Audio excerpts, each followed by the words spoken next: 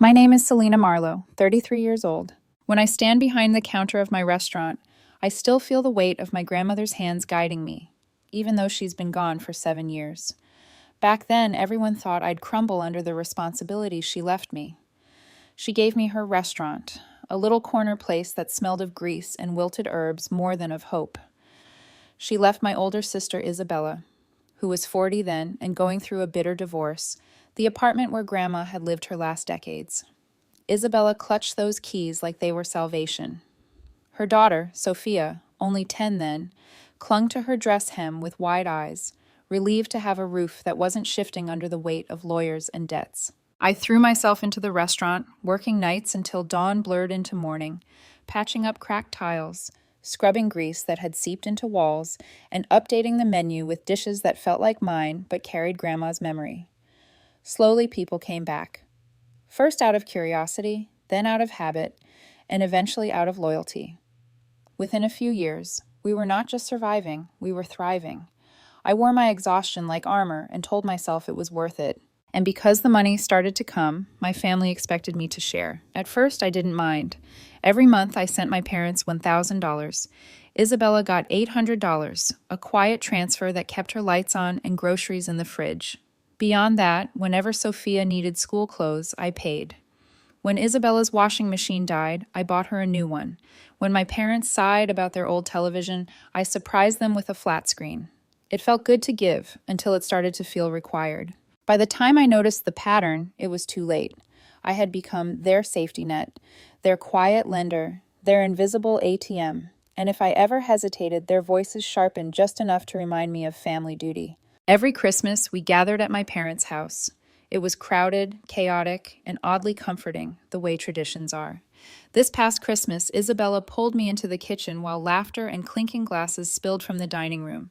Her smile was too sweet, her voice rehearsed. "Selina, I need to talk to you about something important." I set my wine glass down, wary. "Go on." "It's about Sophia. She's turning 18 in 3 months. That's huge. She's practically an adult, about to start college. I want her birthday to be unforgettable." I nodded slowly. "I've been thinking the same. I want to get her something meaningful." Her smile widened, but it didn't reach her eyes. "Exactly. Something life-changing." Before I could ask what she meant, my phone buzzed with Christmas messages. Customers sending holiday wishes, staff updates, friends asking if I was free later. By the time I looked up, Isabella had already drifted off, laughter trailing behind her like perfume. I let it go, convinced it was just another of her dramatic flourishes. Weeks passed. The restaurant hit record sales. I was sketching plans for a second location, dreaming about decor, about how to make the bar curve like a river instead of a line. The air buzzed with possibility. Then, one February evening, an email landed in my inbox. No subject line, no message, just links. I clicked one, an apartment for sale, $180,000. Another, $220,000. Another, $350,000. Listings scrolled down my screen in sterile rows. Square footage, hardwood floors, balcony views. My throat went dry. I called Isabella immediately. "What is this?" "Oh, those?" she said lightly, as if I'd asked about a weather forecast. "I thought maybe you could pick one out for Sophia's birthday gift." I froze. "You want me to buy Sophia an apartment for her 18th birthday?" "Well, yeah, it's perfect timing. She's starting college. She'll need a place to live. 18 only happens once, Selina." Her tone was calm, almost smug, like the matter had been settled weeks ago. What? That's insane. I can't buy her an apartment." Her voice sharpened, icy. "Actually, turning 18 is a big deal. You know it.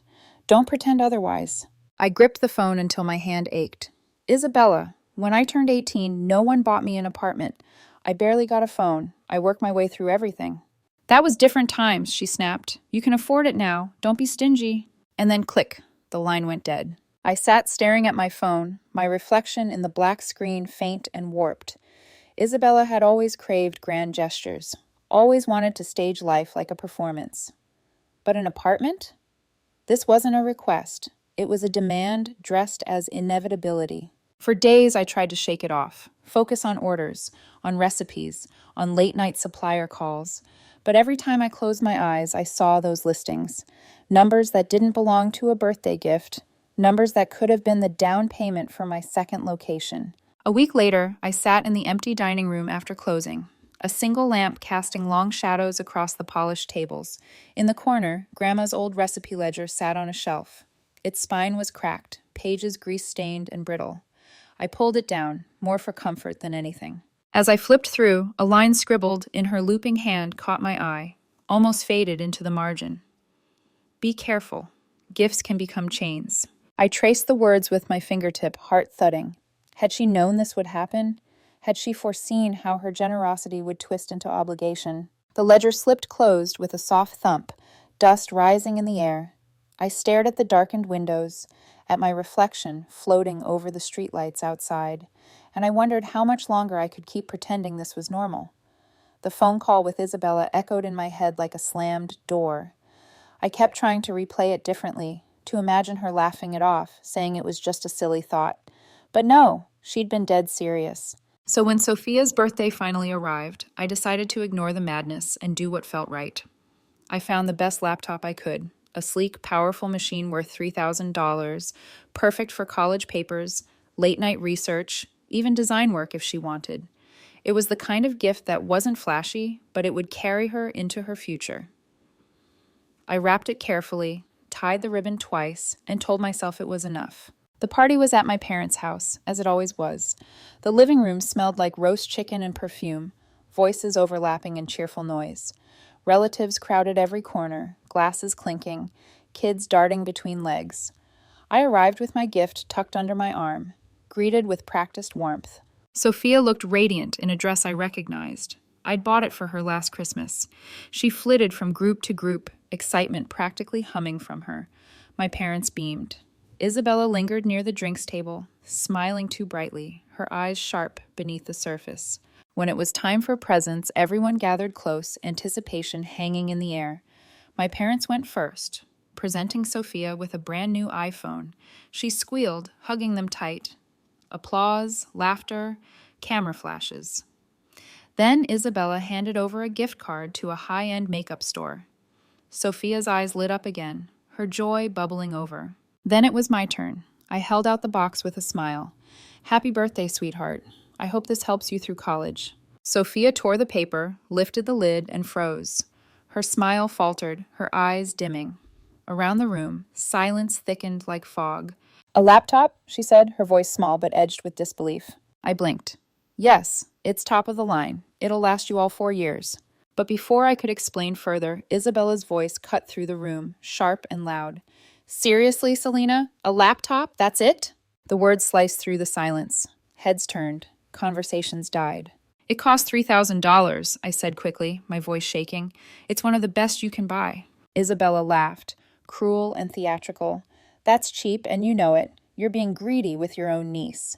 Gasps, whispers. My chest tightened. What are you talking about? We already decided you were going to give Sophia an apartment. Isabella's voice rose, filling every corner. That's what we discussed at Christmas. My heart pounded. No, we didn't decide anything. You mentioned wanting her birthday to be special. I never agreed to buy her an apartment. Don't lie to me, Selina. Everyone knows your restaurant is booming. You're even planning a second location. You have the money. I felt the eyes of every relative on me. Some pitying, some condemning, all waiting for me to break. My parents' faces tightened, their disappointment painted plainly. Isabella, I said, my voice low. Even if I had the money sitting around, that's not a normal gift. No one buys an apartment for an 18-year-old. You're ungrateful, she snapped, her voice cracking. After everything this family has done for you, you can't even step up for Sophia. And then Sophia's eyes filled with tears. She pushed the laptop box away and shouted through sobs. You are selfish, Aunt Selina. You're greedy. Then she ran upstairs, the sound of her footsteps pounding like accusations. The silence that followed was unbearable. My mother shook her head slowly, her voice trembling with quiet judgment. Selina, look what you've done. You've ruined Sophia's birthday. My father's voice was harsher. You got her hopes up and then crushed her. This is all your fault. I looked around. Some relatives stared at the floor, ashamed to meet my gaze. Others leaned close to whisper, their eyes darting toward me like I was a spectacle. Something inside me cracked. Years of unspoken resentment surged forward, unstoppable. I walked to the gift table, picked up the laptop box, and tucked it under my arm. You know what? I'm taking this back, and you won't be getting another cent from me. Gasps filled the air. Isabella screamed my name, but I didn't turn back. I walked straight out the door, down the porch steps, and into my car. My hands shook on the steering wheel all the way home, but I didn't cry. Not yet. When I got back to my apartment, I dropped the laptop on the counter and opened my laptop. The other one. The one that held years of receipts, transfers, and balances. For the first time, I calculated everything. 7 years of sending $1,000 a month to my parents. That was $84,000. 7 years of $800 a month to Isabella. Another $67,200. Add the clothes, the appliances, the endless extras. I had spent nearly $200,000 on them since Grandma's death. $200,000. Enough to have opened my second restaurant years ago. Enough for a house of my own. Enough to have built the life I kept postponing. My stomach churned. I opened my banking app, hands steady now with anger. I canceled the transfers, both of them. Then I screenshotted the confirmations and sent them to the family group chat with a single message. No more monthly payments. Don't contact me again. I turned off my phone. Silence wrapped around me. Heavy, but clean. For the first time in years, I felt free. The next day, the silence broke like glass. Dozens of missed calls. Messages filled with accusations. My mother begged, said I was cruel, said they needed the money for bills. My father's texts burned with anger, calling me selfish, saying I was abandoning the people who raised me. Isabella's words cut deepest. You're a villain. You never loved us. You're destroying this family. I typed one reply. I don't want to communicate with any of you anymore. Please don't bother me. Then I blocked them all. I thought it was over, until a week later I saw them through the restaurant window. My parents and Isabella storming toward the door, faces set in fury. There she is, Isabella shouted the moment they entered. The worst sister in the world. Selina, you need to fix this right now, my father barked, his voice carrying across the dining room. Customers froze mid-bite, forks suspended. My staff looked at me in shock. This was my place, my sanctuary, and they were tearing it down in front of everyone. I gestured to Tony, my security guy. Get them out. Don't let them back in. Selina, you can't be serious, my mother cried as Tony herded them toward the door. You're our family, Isabella screamed, her voice raw, but she was already outside, the door closing behind her. The room buzzed with whispers. My chest heaved, but I lifted my chin. For the first time, I had drawn a line they could not cross. That night, when I finally collapsed into bed, my phone silent, my body trembling, I realized something terrifying. I was free, but freedom can feel just as lonely as captivity. The weeks after the restaurant confrontation felt like stepping into a world where the volume had been turned down. My phone stayed silent. No buzzing with demands, no late-night emergencies, no guilt-laced calls. I thought it would feel like peace. And in some ways, it did. For the first time in 7 years, I could hear myself think. I began saving the $1,800 I used to send out every month. The money stacked up shockingly fast. I opened a separate business account just for it, watching the numbers climb like vines up a wall. For the first time, I wasn't pouring my energy into patching up someone else's life. I was building something for me. But family has a way of circling back when you least expect it. In May, a cousin posted pictures of Sophia's high school graduation on social media. She stood in her cap and gown, smile stretched tight, as if it had been pinned in place. My parents were there too, their eyes dull, Isabella at their side with a forced grin. I felt an odd pang. Not regret exactly, but a hollow ache. They looked tired, strained, like people wearing masks that no longer fit. A week later, my doorbell rang on a Sunday morning. Through the peephole, I saw them. My parents and Isabella standing together on my porch, my stomach clenched. Against better judgment, I opened the door but didn't step aside. What do you want? I asked, my voice sharp. Dad's jaw tightened. You can be mad at us all you want, Selina, but don't take it out on Sophia. She's starting college in the fall. You promised years ago you'd pay for her education. She's counting on it. I laughed, bitter and short. Are you serious? Sophia called me selfish and greedy, remember? She can figure out college the way millions of other kids do. Loans, scholarships, part-time jobs. She'll survive. Isabella's eyes flashed. Carmen. She stopped, caught herself. Selina, you can't do this to her. She needs stability. She needs... No, I cut in. She needs to learn responsibility. And you need to stop treating me like your personal bank account. Mom's voice wavered. Please, we're family. Family doesn't abandon each other. I steadied my breath. Family doesn't drain each other dry either. I've given you over $200,000 in 7 years. Appliances, clothes, tuition prep. Do you even realize that? Or did you all think the money grew on trees behind my restaurant? They stared at me, shock painted across their faces. Maybe they'd never done the math. Maybe they didn't want to. Leave, I said. My hand rested on the door. I already told you I don't want to communicate with you anymore. Their voices overlapped in protest as I shut the door, muffled anger bleeding through the wood. They stayed outside arguing for several minutes before finally leaving. I leaned against the door, heart racing, listening to the silence return, but this time it didn't feel clean. It felt heavy. Months passed. Summer came. The restaurant thrived, busier than ever. Construction on the second location moved forward, walls rising where there had been empty lot, steel beams catching sunlight. I walked the site often, imagining customers laughing over glasses of wine, staff buzzing like a choreographed dance. It felt like a dream, finally becoming real. Then, one afternoon in early September, Sophia walked into the restaurant. She looked older, sharper around the edges, as if the summer had carved lines of maturity into her face.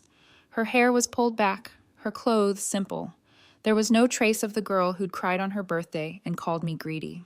Hi, Aunt Selina, she said softly at the hostess stand. Can we talk?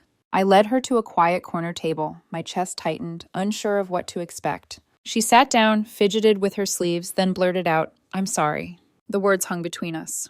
I shouldn't have said those things to you at my party, calling you selfish, greedy. It was wrong. I was upset, but that doesn't excuse it. I studied her face. She wasn't performing. She meant it. Thank you for saying that, I replied carefully. And the laptop, she went on, voice trembling. It was an amazing gift. I know that now. Who gets a laptop like that at 18? I acted like a spoiled brat. I realized that. I wanted to tell you I got into State University, on a full scholarship. My breath caught. Sophia, that's incredible. Congratulations. Her eyes lit up, shy pride breaking through. Thanks. And I got a job at a bookstore near campus, so I'll have my own spending money. It feels good, to earn something. I couldn't help smiling. Look at you. Responsible, independent. I'm proud of you. Really? She whispered, almost as if she didn't believe it. Really? She looked away, blinking hard. I just wanted you to know I get it now. Why you pulled back. Why you couldn't keep giving. I reached across the table, touched her hand lightly. Sophia, I want you to succeed. That hasn't changed, which is why I'm going to help you, but on my terms. Her brows furrowed. What do you mean? I'll send you $500 a month while you're in school, just for expenses, food, books, whatever, but it stays between us. Your mom, your grandparents, they don't get to know. This is just for you. Her eyes widened, glassy with surprise. Really? Thank you so much. That will help a lot. I promise I won't say a word. Good, I said, because this isn't about them. This is about you proving to yourself that you can stand on your own while still accepting help with grace. She nodded fiercely, wiping at her eyes. I won't let you down. We talked more about her classes, her dorm room, the friends she'd made already. She was glowing, alive in a way I hadn't seen in years. For the first time, I glimpsed the woman she might become. After she left, I sat in the quiet corner for a long time, the hum of the restaurant washing over me. Something shifted inside me. Sophia had changed. She was learning. And maybe, just maybe, there was hope for the rest of us. But later that night, as I closed the restaurant and locked the doors, her words echoed. It feels good to earn something. I wondered what else my family might have to lose before they learned the same lesson. The city inspector's visit dragged on for hours. He walked through the half-built second location with a clipboard, tapping on beams, checking wiring, noting every minor imperfection as though the place were already guilty. My contractors exchanged nervous looks. Every pause of his pen meant more money, more time, more risk. When he finally left, he gave me a polite smile that felt rehearsed. We'll be in touch, Ms. Marlowe. I stood alone in the sawdust-coated room, the echo of his footsteps fading, my chest tight. Anonymous complaints. Convenient timing. Somebody wanted to see me stumble. For days, I couldn't shake the suspicion. A rival investor had emailed me weeks before, dangling an offer of funding with subtle strings attached. partnership percentages, public image management. He had mentioned my family drama, almost casually, as if testing where my armor cracked. Now, with inspectors breathing down my neck, I wondered if he had pulled the complaints himself. But suspicion didn't solve the deeper problem. My parents' mortgage was in arrears. Isabella was drowning under a refinance she never should have taken. And Sophia, bright, resilient Sophia, was caught in the crossfire, her independence a fragile sapling trying to push through hardened ground. One night, sitting at my kitchen table with a glass of wine and Grandma's cracked recipe ledger open beside me, I made a decision. If I helped again, it would not be the old way. No more blank checks, no more invisible lifelines. Help would come with structure, dignity, and conditions. The next weekend, I called a meeting. Not at my parents' house, not in the apartment, but in the unfinished second restaurant, scaffolding and bare studs rising around us. They arrived wary, eyes flicking at the construction as if it were a symbol of what I'd built without them. "I'm not here to resume stipends," I began, my voice steady. "That part of my life is over. But I won't watch you collapse either, so here's how this goes." Their eyes narrowed, bracing for rejection, but I pressed on. "Mom, Dad, you can both work prep shifts. Inventory, linens, basic stock work. It's not glamorous, but it's honest pay. Isabella, I need someone reliable to handle weekend logistics, scheduling linen pickups, managing small vendor deliveries. If you want money, you'll earn it like everyone else. Wages, on the books, clear hours, no exceptions." My father bristled. "We're not your employees." "You can be my partners in dignity," I countered, "or you can keep struggling under debt collectors. The choice is yours." Isabella swallowed hard. "And if we say no? Then you find another way. But I won't let you siphon from me anymore." The silence stretched until Sophia, who had insisted on being present, spoke up. Her voice was soft but steady. "I think it's fair. We can't keep expecting everything to be handed to us." Her words landed like stones in still water. My parents looked at her, stunned, as though they'd forgotten she had grown into someone with her own opinions. I laid the second piece on the table. "I've also arranged for a nonprofit counselor to meet with you, Isabella. Budgeting, debt management, negotiating with lenders. I've spoken with a tenant's attorney willing to help restructure Mom and Dad's mortgage for a temporary forbearance. But it only works if you commit to the plan. If you slip back into old patterns, it falls apart." My mother's eyes glistened. My father looked away, his pride curdling into silence. Isabella's shoulders sagged, a mixture of shame and relief. Then I turned to Sophia. "As for you, your $500 is no longer just an informal gift. I've set up a small educational trust. You'll get the same amount monthly, but it comes with conditions. Keep your GPA above 3.5 and complete 10 hours of community service each semester. The trust sunsets when you graduate." Sophia's eyes widened, then softened. "That's more than fair. Thank you, Aunt Selina." Her sincerity steadied me. For the first time in months, I felt like I wasn't just cutting chains. I was forging something sturdier. Still, not everything could be solved with contracts and schedules. A week later, the inspector returned with his report. No major violations. But tucked in the paperwork was a note that confirmed my suspicion. The complaints had been filed by a cousin I hadn't spoken to in years. He'd pocketed a small fee from the rival landlord for each issue he submitted. I didn't rage. I didn't threaten. Instead, I forwarded the documentation straight to the rival's managing partner with a brief message. "If this is how you build partnerships, I'll never do business with you. And neither will anyone who values their reputation." The reply was silence. But within days, the complaints stopped. Slowly, the weight began to shift. My parents started their shifts at the restaurant, awkward at first, then more competent. Dad discovered a knack for tracking spoilage. Mom learned to manage linens with military precision. Isabella showed up on time, logged every delivery, and, for once, didn't complain. They were earning, not taking. And then one evening, as we wrapped up a staff meal at the new location, something unexpected happened. My family sat among my employees, sharing bread, passing plates, laughter tentative but real. No one asked for money. No one hinted at entitlement. For a moment, it felt almost normal. After they left, I stayed behind, wiping down a table, when Sophia slipped back in. She handed me a folded piece of paper. "It fell out of Grandma's ledger," she said. I unfolded it carefully.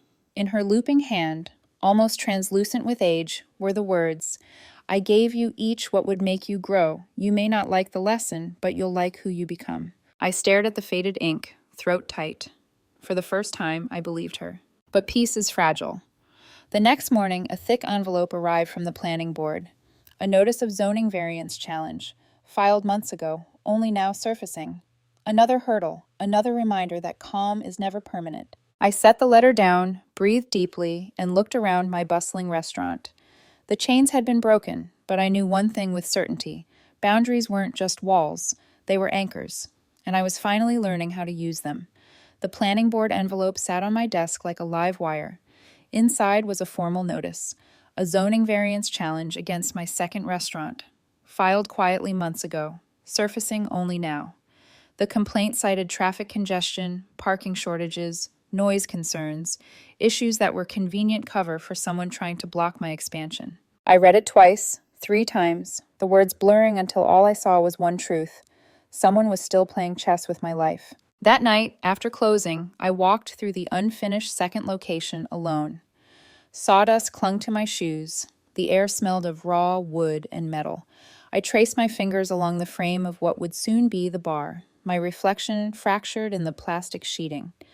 This place was supposed to be my freedom, my proof that I wasn't just a safety net for everyone else. And now it was under threat before the paint was even dry. The hearing date loomed only weeks away. I called my contractor, my attorney, even Tony, my security guy. We mapped strategy like soldiers preparing for siege. Gather community support, gather signatures from neighbors who wanted the business, compile financial projections that showed the boost to the local economy. It was exhausting, but also clarifying. Every obstacle was a reminder. I would not hand my future to anyone, not family, not rivals, not bureaucrats. Meanwhile, life with my family had shifted in unexpected ways. Mom arrived at the restaurant twice a week, arms dusted in flour, hair tucked beneath a bandana. She took pride in folding napkins with military precision, logging inventory numbers into spreadsheets she never thought she'd understand. Dad, to my shock, had become meticulous about tracking spoilage, insisting on weighing produce crates himself. Isabella, though still weary-eyed, showed up every weekend for linen checks and vendor deliveries. She didn't complain, not once. They weren't perfect. They weren't suddenly saints, but they were working, earning, sweating like the rest of us. One night after closing, Isabella lingered. She leaned against the counter, staring at her hands. "Do you think it's too late for me?" she asked softly. I looked up. Too late for what? For everything. For building a life that isn't just surviving. I spent so many years leaning on you, Selina, on Mom and Dad, on anyone who would give. I don't know if I can be someone else now. I studied her face. She looked older than her 40 years, but there was something raw and honest there I hadn't seen before. "It's never too late," I said, "but you have to want it more than you want comfort. That's the hard part." Her eyes glistened. She nodded, then left without another word. And Sophia, she blossomed. Her texts were filled with excitement about classes, friends, the bookstore job. She told me about her first A on a college essay, about how she'd volunteered for a campus project. Each message reminded me why I'd chosen to help her privately. She was learning the balance, accepting support without expecting it, earning her own way. The day of the zoning board hearing arrived with rain lashing against the windows. The room was packed with neighbors, rival business owners, and board members who looked both tired and hungry for drama. My rival's representative sat smirking across the room, a folder of complaints neatly stacked before him. When it was my turn to speak, I stood tall, my voice steady. I laid out facts. The jobs my restaurant had created, the local suppliers I supported, the economic boost the second location would bring. I passed around letters of support from neighbors, signatures scrawled across petitions. I didn't mention the sabotage, didn't stoop to their level. When the rival's turn came, he rattled off traffic studies and noise projections, painting my dream as a threat to the community. But the board wasn't convinced. Not when faced with my evidence, my community backing, and my track record. After 2 tense hours, the chairperson leaned forward. The board votes to deny the variance challenge. Construction may continue. Applause broke out. My knees nearly buckled with relief. Outside, as the rain eased into mist, I caught sight of the rival's representative watching me with narrowed eyes. He said nothing, but the message was clear. This wasn't over. Still, I walked away taller. Weeks later, the second location opened. The grand opening was electric. Lights, music, tables filled, laughter spilling into the night. My staff moved like dancers. Every dish polished. Every drink poured with precision. Customers raved. Bloggers snapped photos. For the first time in years, I wasn't just surviving. I was thriving.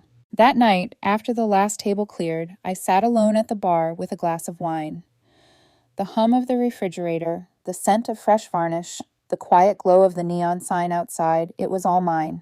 Earned. Fought for. Then I heard footsteps.